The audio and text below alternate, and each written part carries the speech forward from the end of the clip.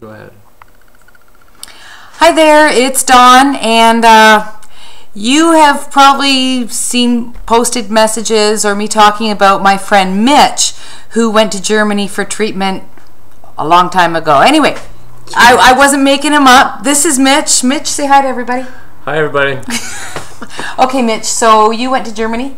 And yeah, I went on June the 19th, and I had the procedure done in Frankfurt, Germany, on June the 23rd by Dr. Vogel at a clinic in Frankfurt, a very well-known clinic. It's probably about 2 or 3 times the size of McMaster's, very professional. He's done the most in the world, actually. I think he's done about 120. I was his 121st one or something like that. I've had MS since 1996. I've not had too many major flare-ups. I've had the burnings and the numbness and the drop foot on the left and all kinds of things, but nothing really bad until about the last 3 years. I would say that my left leg was getting inoperable. I was starting to drag it, and I couldn't lift my leg up to step up. I would, in my car, lift my leg up, put it in. My left foot was a different color than my right. It was blue. It was colder. I played the guitar, and I couldn't do that hardly at all. Move my fingers and do chords over the piano. I couldn't do that. What else? My pulse rate was a little higher than normal over the last year and a half. So anyways, I had this operation done, and it's just anybody that's thinking about getting it done, just to relieve you of any fear about it. The whole thing is completed in less than an hour. You lay down on your back, and Dr. Vogel just comes up to you. There's a little wall in front, so you don't see what he's doing, and he just says, "What do you do for a living?" And as you answer him, he does a little slit in your main artery, and it doesn't even hurt. And within 15-20 seconds, he says, "You're going to feel a little bit of pain," because my blockage, I had 71%. Well, he tested it when I was there. I forgot to say, my blockage, my restriction was 71%. So he considered me a very good candidate to have this done. If you're 25% or less, he doesn't say not to, but he likes you to think about it, because he doesn't know. He does get some success, but he never knows the degree, so he doesn't want anybody to spend a lot of money. I think it's about $6,000 over there, which my sister paid for. Anyway. And the improvements, you're getting me all teary. I don't cry. Okay. Anyways, her name's Daina. Anyway, she's great. She took me over there. Anyways, I had this done, and he said, "You're going to feel a little bit of pain." And it started burning because they blow up. I said, "Well, are you in there already?" And he had, within 20 seconds, he had the, whatever they put up you, this cable, whatever, with the balloon on the end of it. He'd gone through, up here, through my heart, through my neck, and actually almost into my brain. And I did not know it. I was laying there completely awake, felt nothing. I had no drugs or nothing, no sedatives. I'm just laying there, and he says, "You're going to feel a little bit of burning, a little bit of pain there." And that's when he inflates the balloon, and it stops your blood flow.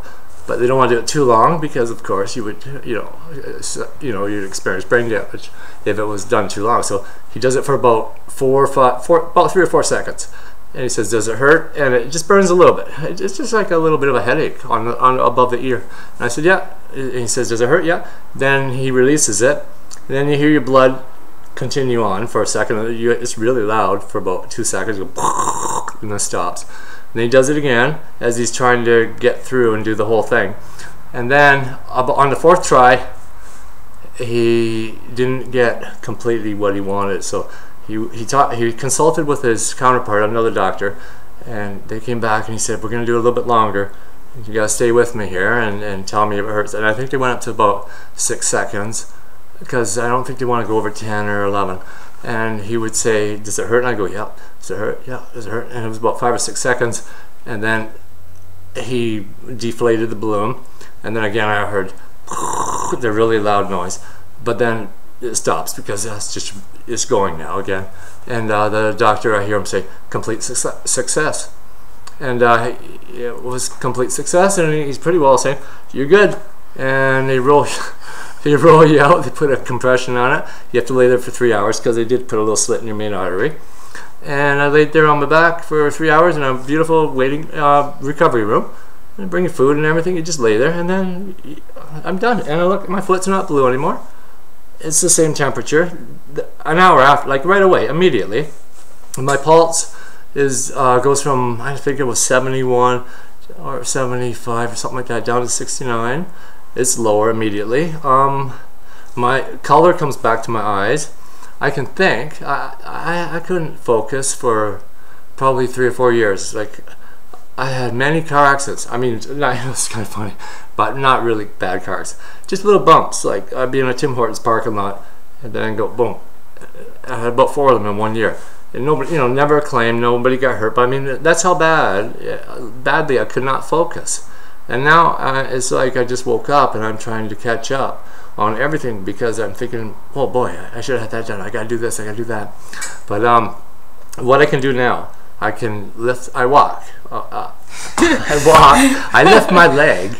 I can lift it up. I can lift it into the car. I can stand there and do the typical MS test where you stand with your heels. Oh, show it. Show it. Okay, I'll show it. Be a show off. Yep. Okay, so you have to stand there, and they tell you to put your heels together and close your eyes and stand there and go like this. And I would normally fall right away. Well, I can stand here all day like this. And normally I would fall. Look at Mitch is a show off. Yeah, I'm a show off. But okay, so that happened to me. Like, well, I didn't actually try it until I came back, and about 2 weeks later, I tried it in front of Don. What else did I try? That I would go visit my father out in the country, and we were walking through a shop, and he'd say, "Oh, you keeping up with me?" And I didn't even realize I was walking very fast, and I even had a broken foot, and on the outside of the foot was cracked from so many rollovers.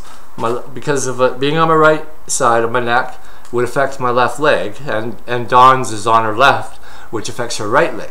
So my foot it rolled over so many times the last year, sprains, bangs, sprains, fall, that it actually cracked the bone. And it's healed probably completely now. The doctors know about it and everything, but they said they don't really do anything about something like that. But it's not even hurting now. It just kind of, I know it's healing because it doesn't hurt. And one more thing, I have never rolled over on that foot since I came back, not once. I can actually jump. I couldn't. There's not a chance of me jumping. So I could actually stand up right now and jump. I don't want to be like a circus monkey, but I could, and I will. But if you want me to. Yeah, why not? Okay, but I mean, it's just that I can. I mean, I can't see my feet, but you're off the ground. Of course I am. It'd be pretty hard to fake that. But I can jump. I haven't attempted running yet. And the reason is because of the foot's almost healed. I don't want to take a chance, but I'm going to try it pretty soon. We had a family reunion at my sister's place. Who did all this? Something sad happened? Just kidding you. Anyways, we had a family reunion, and everybody was there. It was 3 weeks ago. And my dad said, "Play the piano, Mitch." So I figured I could probably do a few chords with my right hand, because it was my left hand, of course, that was wonky and everything. So I just do some songs, and because I'm a little scared to try it. And then all of a sudden I was playing like I used to play. And I played the piano for about an hour and a half, and then we were playing the guitars, and there was a song I always do. And it was a B minor chord, well, whatever. It was a tough chord if you're not a musician. For me, it was a tough chord, but I couldn't do it for the last 2 years, so I wouldn't do this song, and I couldn't do it. So there was a lot, and then after a while, I couldn't even do simple chords like G or C. And then I played all night, and it was just like before.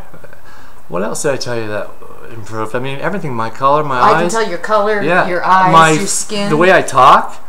You don't sit here all the time. You're always moving. Yeah, I can't stop working because I'm trying to catch up on everything that I didn't do over the last 3 or 4 years because I wasn't focused. I mean, I just couldn't focus. You probably, if you're suffering, if you have blockage like I had, you probably can relate, you know, to what I'm talking about. I had a lady stop up and see me yesterday, and to ask me about it because she's going to Germany because my sister got her in there. I don't know how she got her in there, but she got her in there early, and she's going, and I told her to stop in and see me, and she was very happy to see that it worked and it didn't hurt. I mean, I took a lot of fear out of her because I had no idea what it was gonna be like, but there's no pain, and it worked. And it may not work for everybody.